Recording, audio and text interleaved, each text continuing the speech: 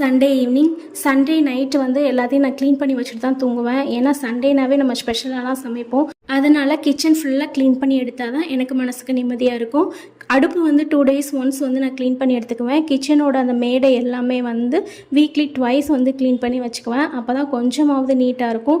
அடுப்பு எனக்கு வந்து தொடச்சி எடுக்கிறத விட நல்லா கழுவி விளக்கி எடுக்கிறது தான் பிடிக்கும். பர்னரை பொறுத்த வரைக்கும் மந்த்லி ட்வைஸ் வந்து நம்ம க்ளீன் பண்ணி எடுத்து வச்சுக்குவேன். வீட்டில் பட்டுக்குட்டி இருக்கிறதுனால கூட எனக்கு ஹெல்ப் பண்ணுறதுக்கு யாருமே கிடையாது. ஸோ எனக்கு கிடைக்கிற கொஞ்சம் டைமிங்கில் நான் அப்படி தான் மேனேஜ் பண்ணிக்குவேன். கூடவே கிச்சனில் இருக்க ஷெல்ஃபு, இந்த மாதிரி ஸ்டாண்டு, குட்டி குட்டி ஸ்டாண்ட்லாம் இருக்கும் இல்லையா, அதிலெல்லாம் நீட்டாக கிளாத்து போட்டு அரேஞ்ச் பண்ணி வச்சுப்பேன். இது எல்லாமே எனக்கு வந்து நைட் ரொட்டீன் தான் இருக்கும். ஏன்னா பகலில் நம்ம பால் சூடு பண்ணுவோம் குழந்தை இருக்கிறதுனால, மற்றபடி சமைப்போம். ஸோ பகலில் எனக்கு டைம் இருக்காது. நைட் டைமில் வந்து இதெல்லாம் செஞ்சு வச்சுட்டு படுப்பேன். இதெல்லாம் செஞ்சு வச்சு படுக்கிறதுக்கே நைட்டு 2 o'clock ஆகிடும். இருந்தாலும் பரவாயில்ல, எனக்கு மறுநாள் வரும்போது கிச்சன் க்ளீனாக இருந்தால் தான் எனக்கு சமைக்கவே பிடிக்கும். வாழ்க வளமுடன்.